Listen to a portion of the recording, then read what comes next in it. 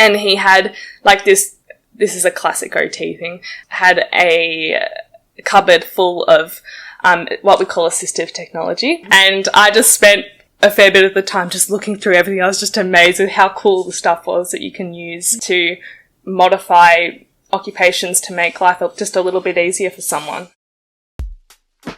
Hey everyone, welcome back to Ready to Redo. So this is the start of a very, very exciting new segment called Careers 101. For now anyway, I'll try and think of a better name, but I would love your suggestions too. But for now, let's just stick with this. So Careers 101 is where we get an insider's look into specific careers by speaking with the people in that field. So I got this idea because so many people in a survey I put out commented that they wish they knew more about different careers in high school and even now when they're trying to switch careers as adults. So our first episode of the segment today is with the absolutely wholesome and bubbly human being and my very long-time friend, Amy Hodge. So Amy studied occupational therapy in uni, which is a very, very overlooked healthcare profession. It's within allied health and barely anyone knows about it. I only learnt it through Amy. So she's practicing it full time and explains what it is, the tasks required in the job, the struggles of burnout in the healthcare sector, and so much more. So without further ado, let's jump into it.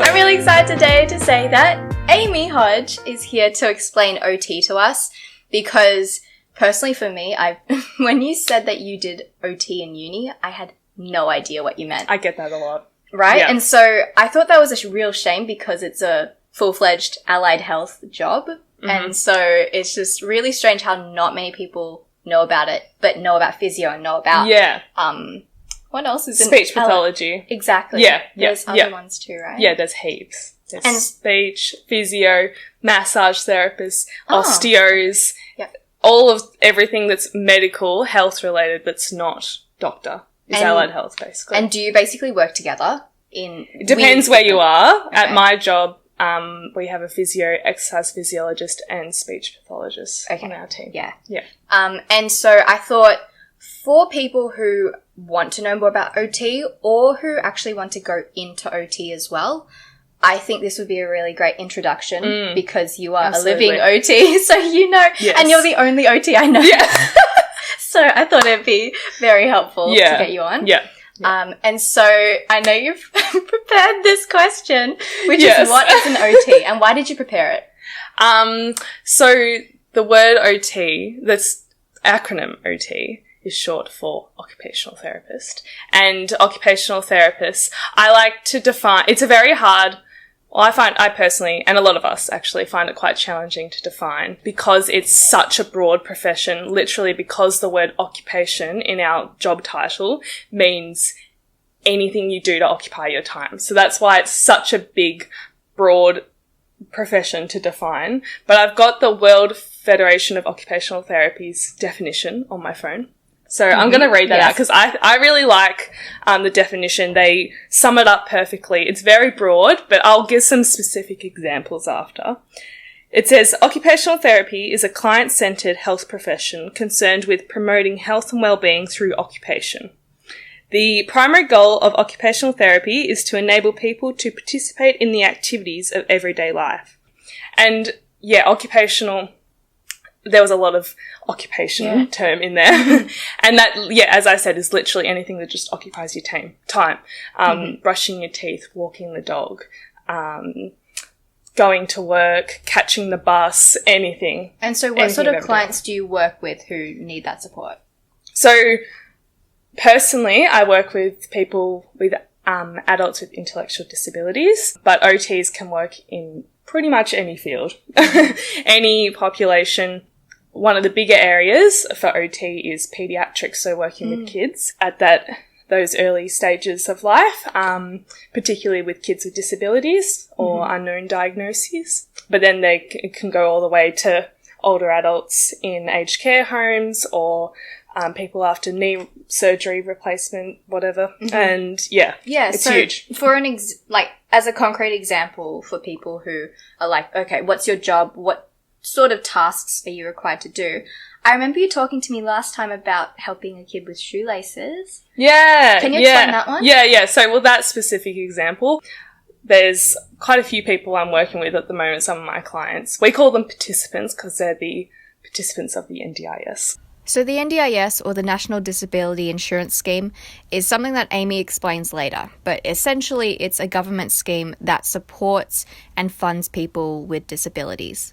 One of the participants I'm working with, he is awesome. Absolutely love him. And one of his goals is to be able to tie his shoelaces independently. Mm-hmm. How old is he? He's 19, I think. Yep. And he has the physical capacity to tie his shoelaces, so has the fine motor control and the dexterity to do it, but doesn't quite have the cognitive capacity to know which steps to do and all of that. Mm-hmm. So we've tried the physical, actually doing the tying the shoelaces, but that's been quite challenging and we're not getting anywhere. So we've started looking at how we could modify the occupation.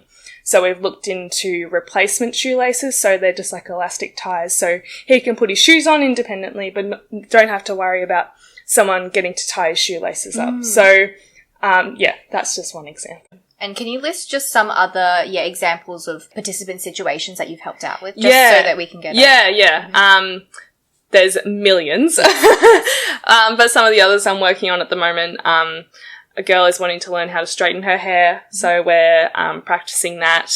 Someone else is learning how to wash their hair, so we're doing that and adapting the task for her as well. So is it the process of actually washing, or is it making sure that the environment is safe so that she can... For this client in particular, it's both.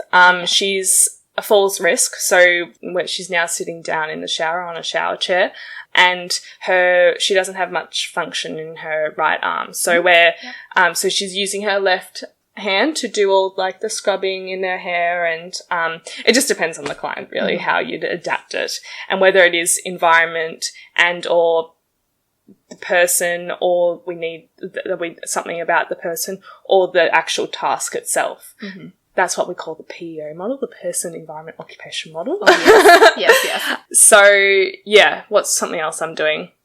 Another guy I'm working with, his goal is around making himself a cup of tea in the morning. Oh, yeah.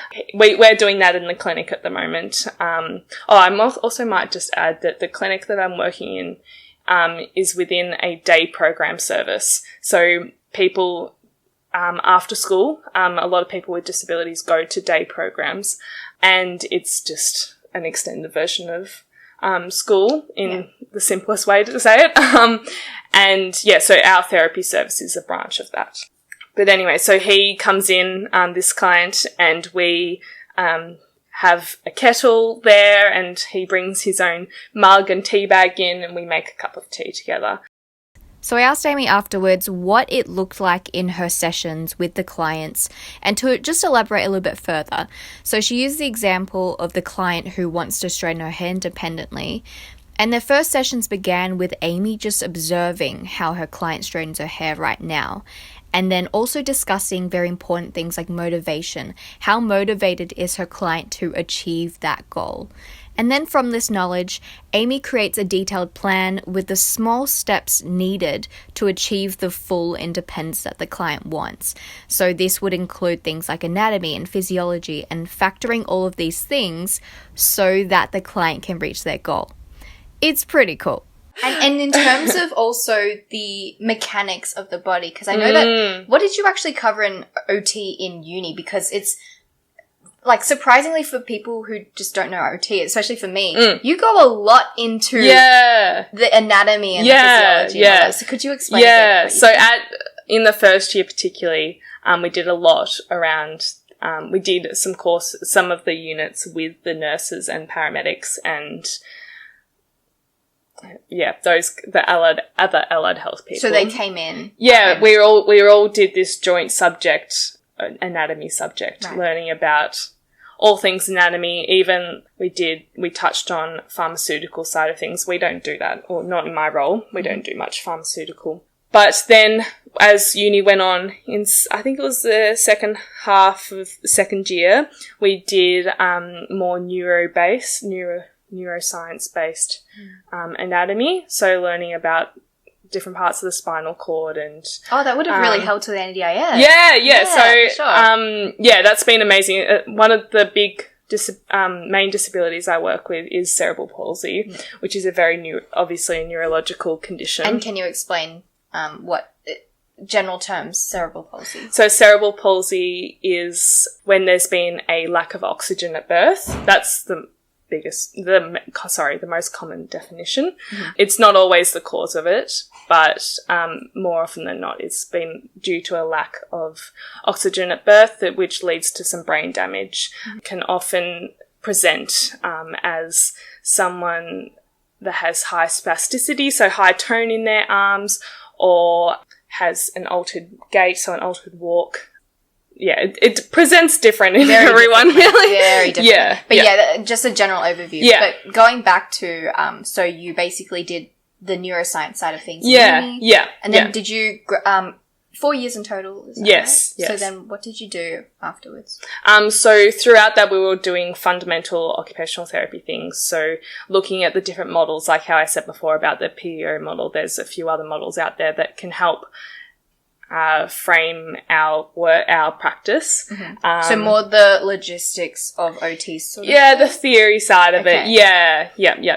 And then we did things around how to work with a community, not just an individual client, but how to work with a community.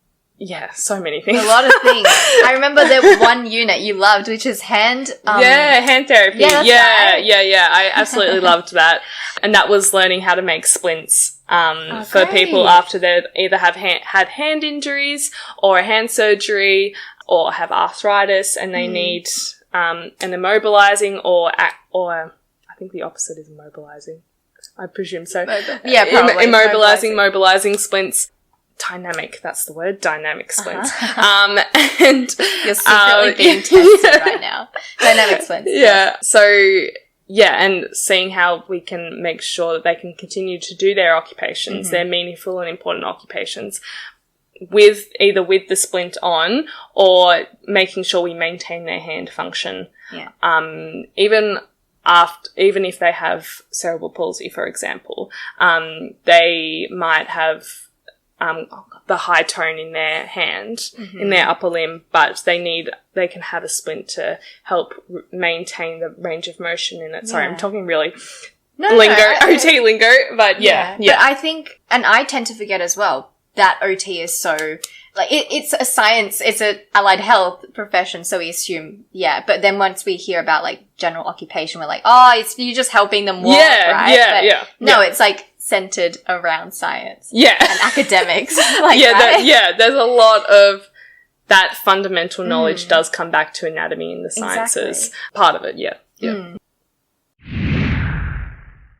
Yeah, and I think with any sort of healthcare, because, we both worked in disability support work as well, and what they emphasize, no matter if it's disability or if it's OT or whether it's any sort of allied health or health, it's always making sure the client or the participant has autonomy. Absolutely. And has complete independence to do what they want. Yes.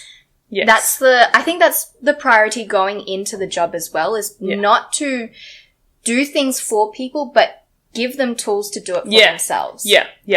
And one other term I like to say in it, in that kind of definition, I guess, of OT is also to be able to do it safely. They might not be able to do it independently, or they may be able to do it independently, but it's not safe. So trying to find that middle ground to make sure they can do it safely, but still independently as possible. It's quite tricky thing to navigate at times, especially I haven't personally worked in the mental health world, but sometimes they can be completely independent to, for example, someone with schizophrenia, they might be able to cook something on the stove all by themselves, but they might not be able to do it safely. So there's that fine line you have to balance. I guess, and that is then your role as well, to make sure the occupation of cooking is safe for them. And then do you create a map or like a...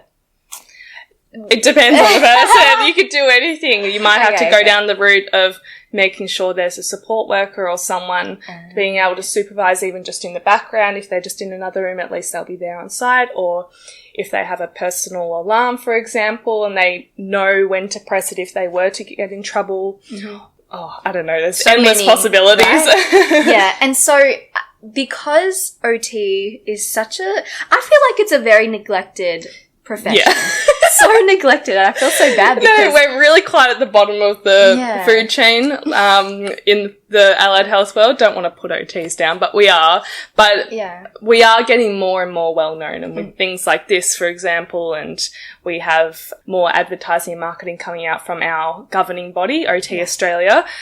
So it's getting out there more, and more people are doing it at uni because they hear about it through friends or family friends. Mm-hmm. So yeah, we're getting out there. We're getting better. And I'm so curious to know because you jumped straight into an OT course right after school, which is already, I think what a lot of people fear is to make a decision really just straight out of high school.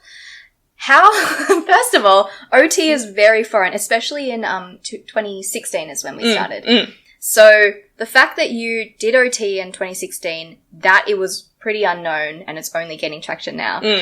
How did you think of jumping into it? Yeah, well, I get asked this question a fair bit because, like literally I'm 23 and I'm already 18 months into a full-time career. Crazy. That's a bit mind-blowing, even for me. But my mum, shout out to my mum, she's the best.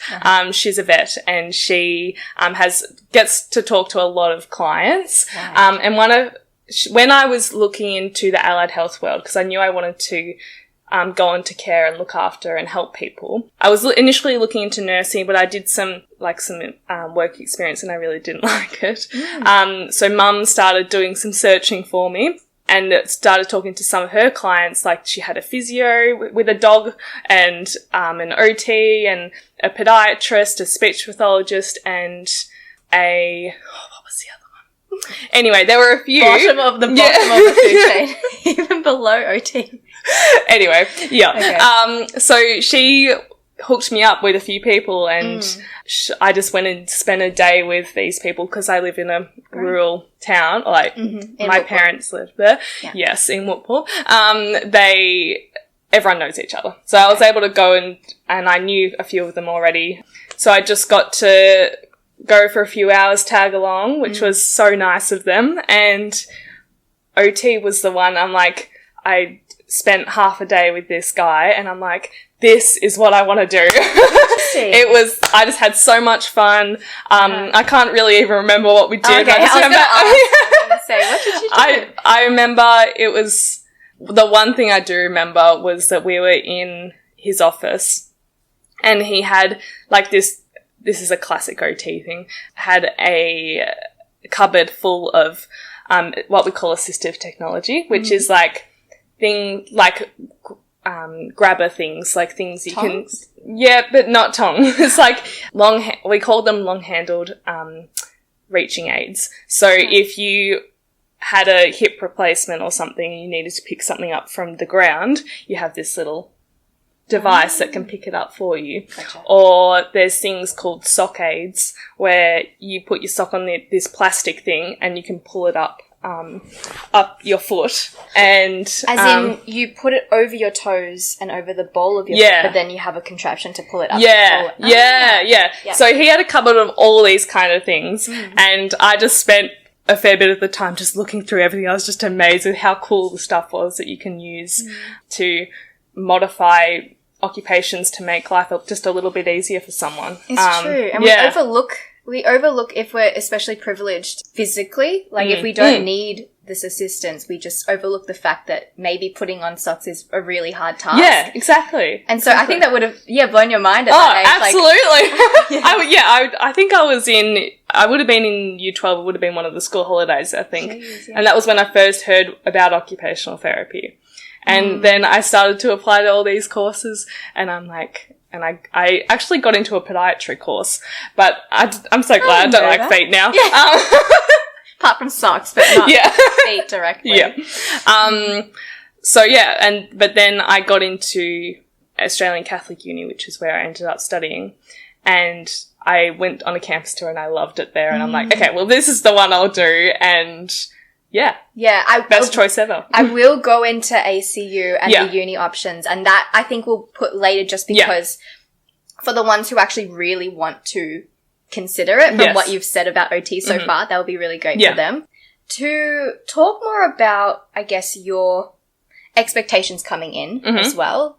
Did you have particular misconceptions about the role or the job of OT?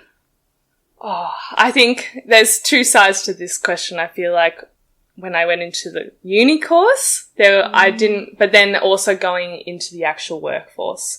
In terms of going into the course at uni, I didn't really have any ideas. So I was happy to do whatever. Just from the only real exposure was that day? Yeah. Okay. Which is pretty crazy that I still picked it. But no, that's how much I loved it. And then going into the actual workforce after the 4-year course, it's crazy, to say the least. I realised how much I'm working in the NDIS. So it's... And what is that for people who don't know? National Disability Insurance Scheme. It's it's our big insurance scheme in Australia to assist people with the funding for if they have a disability. And I work in that system, not for the NDIS, but a part of the NDIS. Yeah. I was happy to go into the NDIS, obviously, but it was working out there's a huge admin side to OT, which I didn't realise. We didn't do any of that at uni. We did a little bit on placement, but in the NDIS particularly, there are so many reports and billing things we have to sort out and so much admin work that I didn't realise I had to do that we didn't learn at uni. And do you think that extends to other health professions or specifically with... Yeah, especially in the NDIS. I think even with the physios that I know and my experience on hospitals on placements, seeing other disciplines, they also do the same amount of paperwork as us and admin work. It was just quite a shock to the system. So not even in uni, so you didn't really do much admin even on your placements? Because I can remember. We did some like documentation. Like one of our criteria to pass a placement is to have satisfactory documentation. Right. That's just writing on my placement experiences. That was just writing out notes from a session so there's a record of it. Yes, that I knew that going into the job that was going to be something because that's the law. Yes. Follow the law. Then on placements, I never did reports or liaising with families really, and that's like your whole role is talk. And how like percentage 100%. What percentage would be admin in your current role? In my current role, probably 50%. Oh, shit. Yeah. Oh, wow. Yeah, but that's a part of the NDIS. A lot of my OT friends that are in the NDIS, which is most of them, they'd say the same number. It's just a part of the job, and I didn't realise that. Until you went? Yeah. I feel like for advice for people wanting to go into OT is also to understand, there's like separate roles or tasks like that. Yeah. Yes, you get to do the OT things, and that's... Yeah. To me, obviously, that's the best thing about the job. But with that, there's always going to be paperwork. And to have a realistic view on this, because this is really important. Flowery, romanticizing the idea of OT, because people go into health to help. Yes. That's the major thing. So I for sure know that if you wanted to go into, or whoever wanted to go into OT would be like, I'm going to help people all the time, all day. Yeah. But that's really good to, provide that reality. Exactly, which is, I think, really important. Yeah, absolutely. It's just a part of it. You just suck it up, and it's not all of it's that bad. I'm making it sound really bad, the admin side. I quite like feeling organised and getting it all done, and I find it very satisfying to tick things off my list, reports off my list, and and another thing I'll just say about the reports, especially in the NDIS, one part I really like about it is you get to advocate for the client and advocate for the shit out of them and make they sure deserve this equipment. Or they deserve this funding in their next NDIS plan. They need to have weekly OT sessions for the next year. We need that to happen. Otherwise, they're going to experience what we call occupational deprivation, social isolation. They're going to be deprived of being able to do things, everyday things. So, I quite like that. I get to really stick up for them. So as a quick recap, if you've just graduated or want to switch jobs, but are so unsure whether to commit to that degree or to the career, then volunteering or work experience is such a useful way to see the ups and downs of the job and to basically try before you buy. So I've got to say, Amy was so lucky to only go for one day and love it so much and still be in the profession.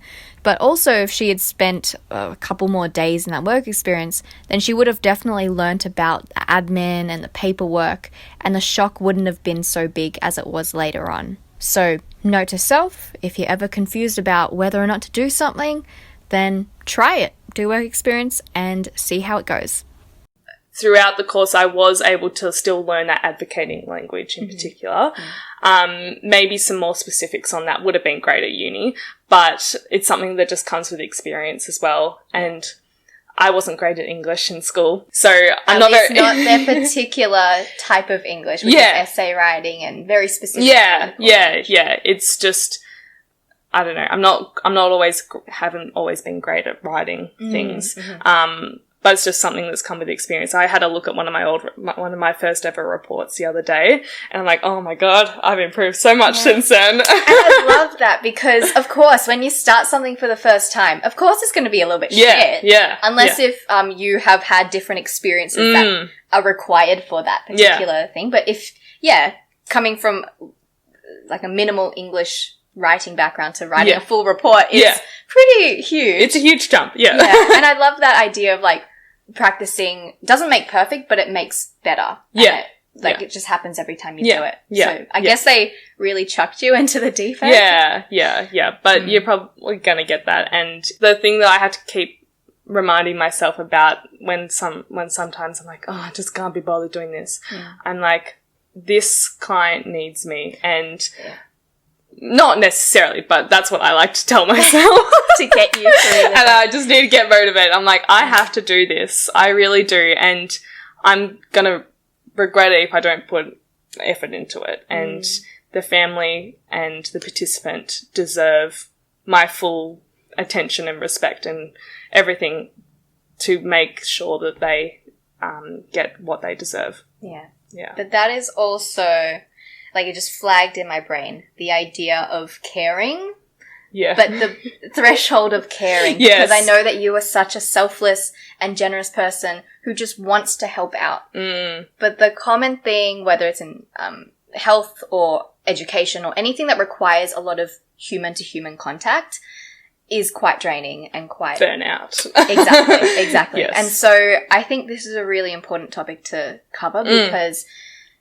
when you got into your first job, your job that you're currently in, how did you really manage that threshold of caring about yourself while still caring about others? Yeah, it's a very hard line to balance. And I think that I'm not saying I'm an expert in it. I have improved, but it's just something that's going to come with experience, learning that work-life balance. And I think it was very tricky for a start because obviously I was quite thrown in the deep end in my job. I don't know. What did I do? I can't even remember. I just made sure that I left work at work, and my boss at the time and my friends that were a little bit further down the track than me, they were like, you have to make sure you leave work at work. And as hard as that is at times, because you just want to get something done and you don't have enough hours in the day to do it at work, so you're just going to be like, oh, just quickly do it at home. I've had to learn to be really strict with myself and leave my laptop at work, leave my notes at work, and it will get done. But it is something that I've had to really, really be very conscious of. Yeah. And it's hard. And the idea of healthcare with education as well, I've heard teachers also bring in their work home or report writing or marking and stuff. And I've heard the same advice, which is just separate them physically so that you're not tempted or whatever. Exactly. Yeah. But then what stays with you after you leave the job or that work for the day is your thoughts as well. So how do you manage? I can't escape that. As hard as you try. Yeah. What's some advice you've received or that you're practicing right now to deal with those thoughts? Personally, it's just a matter of being very conscious not to be conscious of work when you're not at work. I've had to be very deliberate, not just in physically leaving work at work, but actually mentally being like, as soon as I start to think about work, I just go back to being mindful of what I'm actually, the task like if I'm just cooking dinner at home, I just bring myself back to that. But as you were saying before, it's very hard to find the balance of where you care too much and caring, which like the families and the participants deserve my full care and everything, of course. But it's a hard balance with looking after myself and getting too anxious, which, you know me, I'm a very anxious person, getting caught up because I'm caring too much at the end of the day. I'm not, as I said, it's something I have to keep practicing. Yeah, and I think with anything like that, what they always say in psychology is what do they say? When you catch your mind drifting towards things like work, not to be like, oh, gotta get my mind in. Yeah. Like whatever I'm doing right now. But I think what they say is ACE. Acknowledge that you're having the thought that you're thinking of work.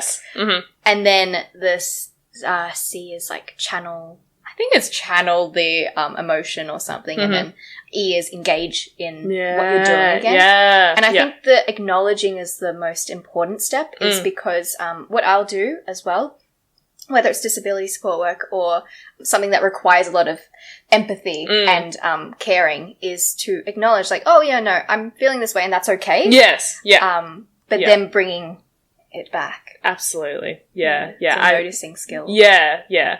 And I think going back to what I've just said about how I'm very strict with myself, I think I have been almost on the too strict side because I'm very harsh on myself if I do start to think about it. But you're right, I have to still acknowledge that I feel those emotions. It's not a have to. It's more like I would prefer to. I would prefer that more than if I were to be strict on myself. Because I think once we do the haves, we'll have tos. Yeah. Then there's a pressure. There's a pressure in it as well. Yeah. And absolutely. I think that healthcare workers they're so selfless, but they're so hard on themselves because what I see generally is what attracts people towards these sorts of selfless jobs is such a high level of caring and high expectation of the well-being of others that the expectations are so focused on them that your own well-being is at stake. And it's not that and I will say it's not that the system really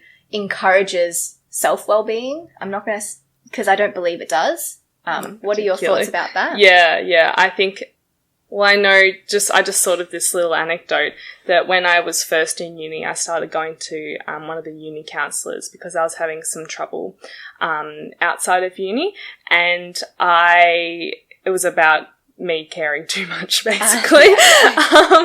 And I was getting too caught up in things. And the analogy, say, that the counsellor gave to me was if you see someone drowning, you go to swim out to find them, to help them, you have to be able to look after yourself first. You are the one that wears a life jacket, because if you can't go out to help them, then what? You have to be able to look after yourself first in order to help other people. And that's something that I've really had to learn, because at school, at in those first couple of years of uni, that's something that just was so foreign to me about caring about myself. It's so unfortunate because that is the foundation of the job, of any healthcare job, is to so ironic. The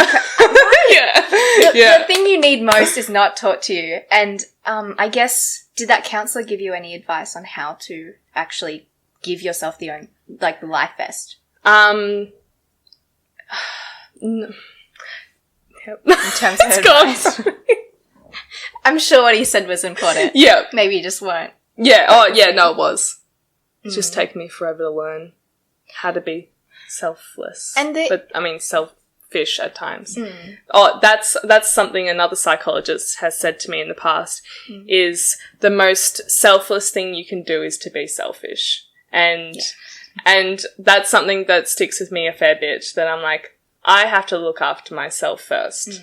If I want to be a selfless person, I have to be selfish and look after myself. And I totally agree with that. And the connotation of selfish is really unfortunate because selfish, like any other thing, has a threshold. Selfish just means that you care about yourself. But at what point is that considered the negative selfish? Yeah. I think for healthcare workers especially, a level of selfishness is something that sustains you and keeps you from being burnt out in your job, because, like, do you remember sort of the time at which you started to feel that burnt outness? I'm not at the complete burn. Well, I don't think I'm at the complete burnout level yet. But when I started to become quite conscious of it, I think it was about October last year. How many months into the job? So I was just under a year into the job. Great, because that shouldn't happen that soon. But anyway. I think that's quite natural, though. I think it is for people who care so much and the job requires you to care. True. Is there a fundamental thing that can be taught about self-care? Because I believe self-care is a skill. Yeah. But where do you start with the learning of self-care? Just on a quick side note, that the term self-care has two meanings in OT. Oh, it does. Okay. So it's just good. You might have to repeat that question because I'm stuck in in this other one. So there is the self-care that you're talking about, looking after yourself. But then there's also self-care in terms of when we're working with participants and their self-care ADLs, which is activities of daily living. So their self-care occupations is like brushing your teeth and brushing your hair and showering. Just doing something for yourself. Yeah, their the other term is personal care tasks. So, sorry, I'm a bit... Then I will Can repeat you say it again? That. So, the skill of caring about your own well-being is not taught, like what you were mentioning before, not taught in school, uni. So because it's a skill, I believe that well-being and caring about and having tools to manage your own well-being is a skill. What sort of would you learn first in order to actually be better at that skill? Oh, that's a big question. It's a difficult one. I think it comes back to... firstly, it's quite hard to get that across to clients, especially... I meant for yourself. Oh, sorry. See, look at you caring about other people. Yeah. Can you ask another question? So this is me real time being the source of Amy's burnout. So we changed tracks and moved on to discuss the key skills of being a successful OT. In terms of also the skills of like mindsets and skills, what do you think are the most valuable or required in OT? Empathy. Empathy's one of the biggest ones. It's something that I believe I'm pretty good at. It is one of my characteristics of personality traits, I say, is that I'm an empathetic person, which, is important in OT because it's hard because of what we were just saying about self-care, because you need to look after yourself first as well.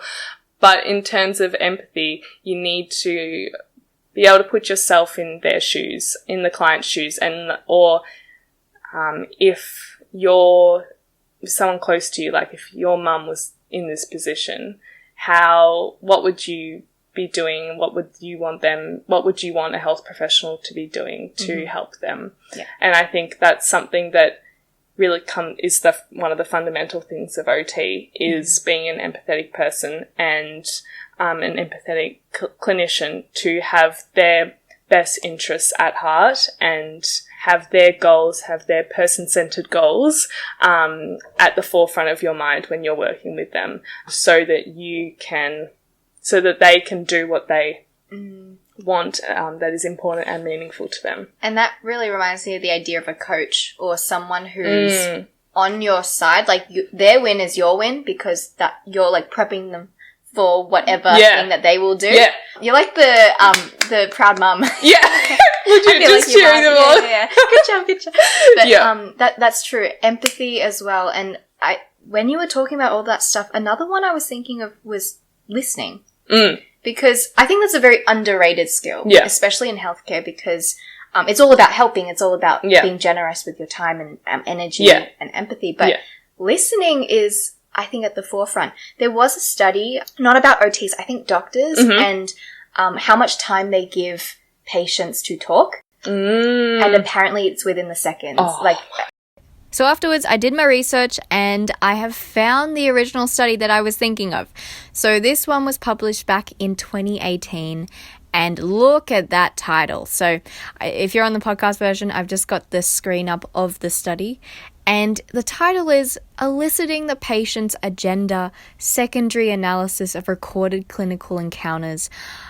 To translate that, it's basically how much time did the doctors leave the patients before interrupting them, and did they help them with the thing that the patient needed? I don't even know how that title even relates, but whatever, I digress. So this study was set in North America, and they basically looked at 112 encounters between doctors and patients, and were essentially observing them and recording how long it would take for the doctors to interrupt. What they found was the amount of time that the doctors would leave the patients to speak before cutting them off was 11 seconds. That is quite shocking. And they also did say in the introduction that other studies found a little bit more. So, for example, 18 seconds in this one study, or 23 seconds in this one, or 16.5. So around about the same. Still under 30 seconds, which is quite shocking. Yeah. And I think it's because we're so willing to help. Like, we have all these ideas that we want to help people with, that what we forget, and what I forget in disability support work, is that no, it's what their problems are, and they know themselves best. So they're the experts on their own challenges. And so just hearing them out, which is, it's so tempting to want to immediately help. Yeah, I think it's so closely linked to empathy. And if you are going to want to be an empathetic person, you need to be a good active listener as well. And because otherwise, most of the time, they're not going to have the same respect for you and want to try. Most of the time, they might not want to try if they don't feel like they're getting listened to. That's very true, because your job is about, so to recap, helping with their occupation in the way that is just a daily task that they need help with. It's very true, because what if the person doesn't want to try on the shoelaces, or what if they don't? Yeah. So I guess your part of your role is to be a motivational coach to get them to try it. Yeah. But then at the same time, if you do try that motivation, if they literally just do not have the motivation to brush their teeth, you're going to have to start looking at other ways to make sure that they can keep up their oral hygiene, for example. Yeah, I think it's just going to come down to what their motivations are. You can try all you want, but sometimes they're just not going to give two shits. And that's also the thing, another skill, which is adaptive. Yeah. Being adaptive to situations and problem solving on the spot. Yeah. Because that's a big part. Yeah, I just realized that is huge. I think the life skill of generosity and empathy, but also the tangible skill of problem solving. Yeah. I think you got flung into that because dealing with clients, we never really get taught in uni that everyone's different. You're not a textbook. You don't have the symptoms. Literally. I don't think I've ever met anyone that's a textbook example. Yeah, I know. Yeah. I know, it's a bit ironic, isn't it? Yeah. Again, the irony. Yeah. But it's true, because we have to adapt to every single situation. It might not even be a physical thing. It might be that their family situation is something completely different, or their culture is something completely different. So we have to be mindful of all these human aspects besides just the intellectual academic side of things, which is insane, right? So now onto the last part of our conversation, where we discuss the nitty-gritty of uni and course information.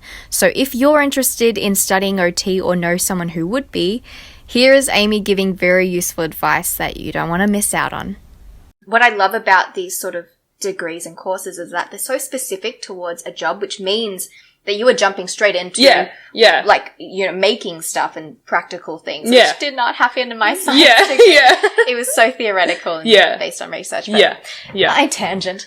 So in terms of now people who want to, jump into a uni and actually do OT. So from what you've described, they're like, oh, yeah, I can see myself doing it, and all the activities and life of an OT as well.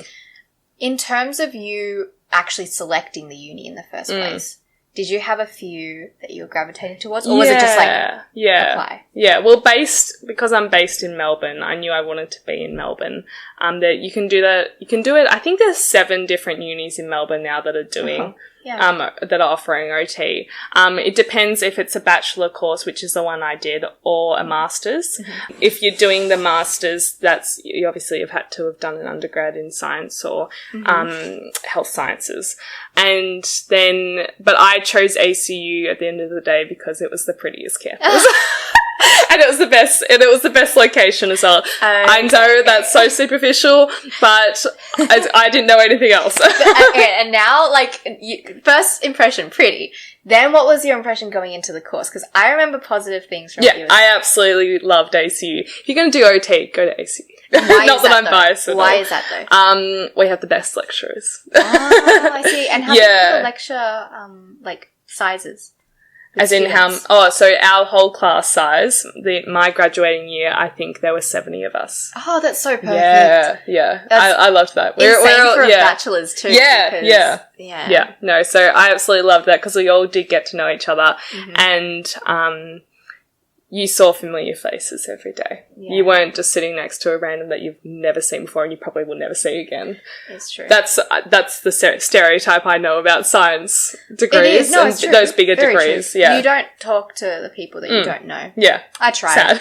I tried. But then they gave me the cold shoulder. They were like, who's this girl trying to talk to me as I sit on my tiny table chair thing?